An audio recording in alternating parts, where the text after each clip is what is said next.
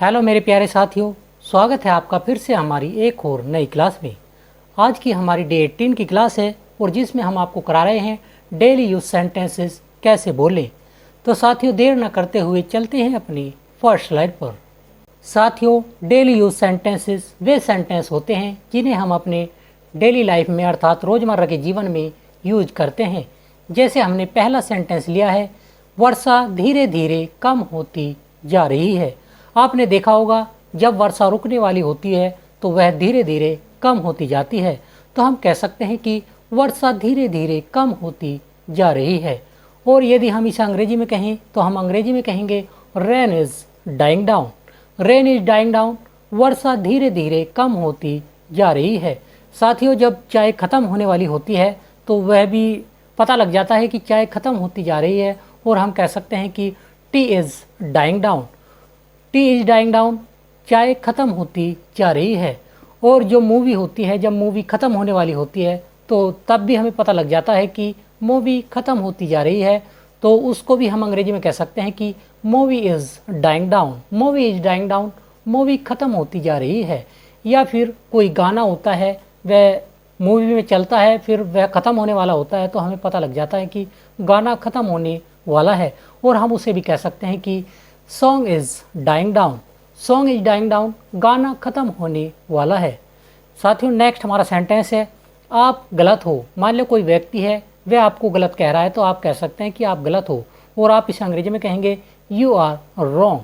You are wrong, आप गलत हो। तुम सही हो। तुम सही हो, इसे हम कहेंगे you are right. You are right, तुम सही हो या फिर तुम सही कह रहे हो। नेक्स्ट हमारा सेंटेंस है, it's a fact. It's a fact, यह सच्चाई है। मान लिया कोई व्यक्ति है, उसकी बातों को हम सुनते रहते हैं तो तब तक तो हम अच्छे हैं, लेकिन एक दिन जब हम उसकी बात का जवाब दे देते हैं तो वही बात उसको बुरी लगती है।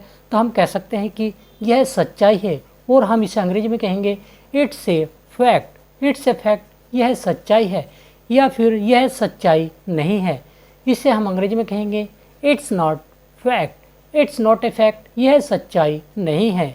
चलते हैं अपनी नेक्स्ट स्लाइड पर, जिस पर हमारा नेक्स्ट सेंटेंस है, आप भगवान से क्या मांगते हो। साथियों, आप भी मंदिर जाते होंगे या मस्जिद जाते होंगे, आप भी वहाँ पर भगवान से कोई ना कोई मन्नत दुआ जरूर करते होंगे।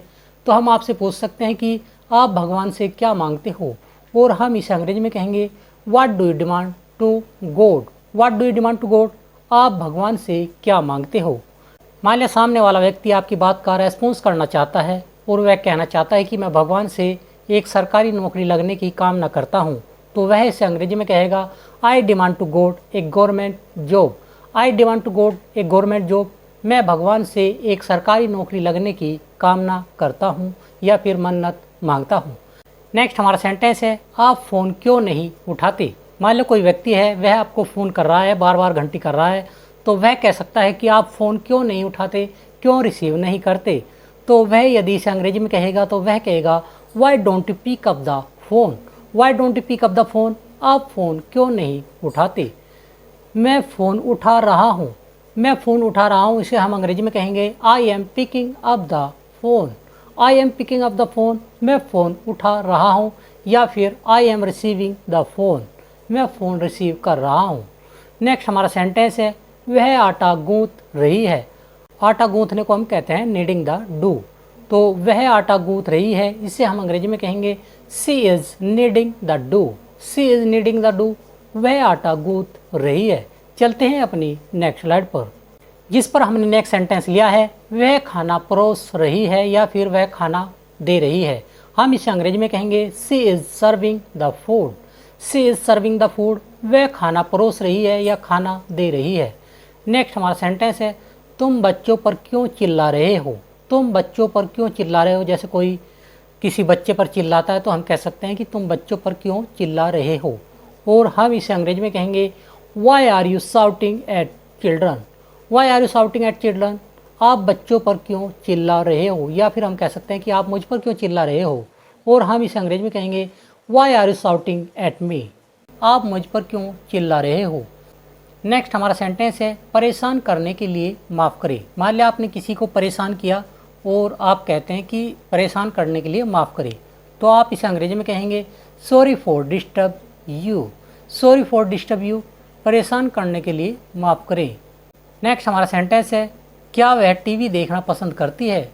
आपने देखा होगा जो घर की लेडीज होती हैं वह टीवी बहुत देखती है, तो हम कह सकते हैं कि क्या वह टीवी देखना पसंद करती है, और हम इसे अंग्रेजी में कहेंगे does she like watching TV. Does she like watching TV, क्या वह टीवी देखना पसंद करती है। उसे टीवी देखना पसंद नहीं है। उसे टीवी देखना पसंद नहीं है, तो हम इसे अंग्रेजी में कहेंगे she doesn't like watching TV. She doesn't like watching TV, उसे टीवी देखना पसंद नहीं है। साथियों, ये जो सेंटेंस है मैं आपको 2 या 3 बार बोलकर बताऊंगा, फिर आप घर पर इन सेंटेंस की बोलकर सेल्फ प्रैक्टिस कर सकते हैं, क्योंकि कहा गया है स्पीकिंग कम्स बाय स्पीकिंग। बोलना बोलने से आता है। साथियों, आप चाहे थोड़ा मोड़ा इंग्लिश में बोलें, लेकिन आप अंग्रेजी में ज़रूर बोलें, तभी आपको अंग्रेजी में बोलना आएगा। चलते हैं अपनी नेक्स्ट स्लाइड पर, जिस पर हमारा नेक्स्ट सेंटेंस है, क्या आपको कोई दिक्कत है यदि मैं अंदर आ जाऊं। क्या आपको कोई दिक्कत है यदि मैं अंदर आ जाऊं, इसे हम अंग्रेजी में कहेंगे do you mind if I come in. Do you mind if I come in, क्या आपको कोई दिक्कत है यदि मैं अंदर आ जाऊं। मुझे दिक्कत है, यदि उस व्यक्ति को दिक्कत है तो वह इसे अंग्रेजी में कहेगा आई माइंड। आई माइंड, मुझे दिक्कत है, और दिक्कत नहीं है तो वह कहेगा I don't mind. I don't mind, मुझे कोई दिक्कत नहीं है। नेक्स्ट हमारा सेंटेंस है, क्या आपने मुझे सुना या फिर सुन लिया। क्या आपने मुझे सुन लिया, इसे हम अंग्रेजी में कहेंगे have you listen me. Have you listen me, क्या आपने मुझे सुन लिया है। चलते हैं अपनी नेक्स्ट स्लाइड पर, जिस पर हमारा लास्ट सेंटेंस का आंसर है मैंने आपको सुन लिया है। मैंने आपको सुन लिया है, इसे हम अंग्रेजी में कहेंगे I have listen you. I have listen you, मैंने आपको सुन लिया है। साथियों, यह हमारा परफेक्ट सेंटेंस है, और परफेक्ट सेंटेंस में हैज एंड हैव के बाद हम वर्ब की थर्ड फॉर्म लगाते हैं। तो जो लिसन है वह हमारी वर्ब की थर्ड फॉर्म है। आई हैव लिसन यू, मैंने आपको सुन लिया है।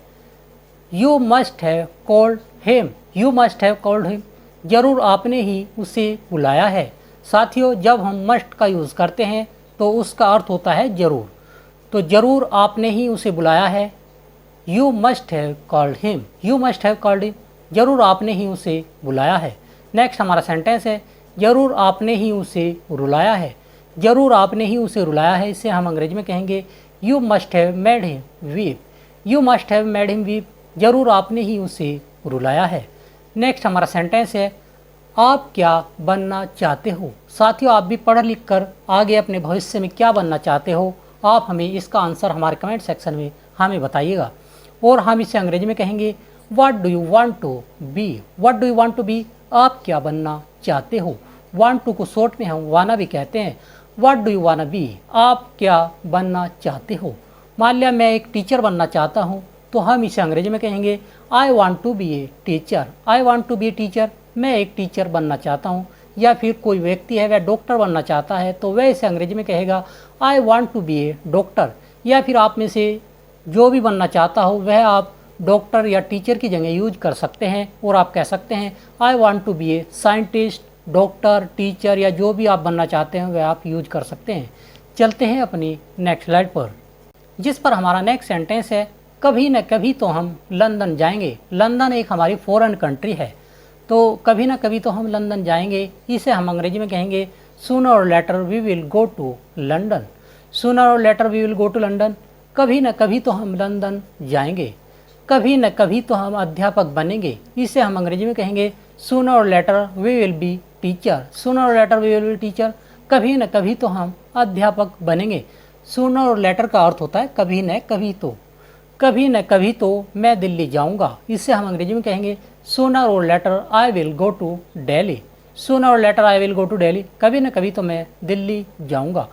नेक्स्ट हमारा सेंटेंस है, कभी न कभी तो वह शादी करेगी। या फिर कभी न कभी तो वह शादी करेगा, इसे हम अंग्रेजी में कहेंगे sooner later she will get marriage. Sooner later she will get marriage, कभी न कभी तो वह शादी करेगी।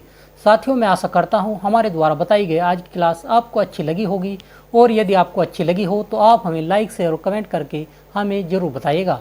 और साथियों, मिलते हैं अपनी एक और नई क्लास में, तब तक के लिए थैंक यू, धन्यवाद।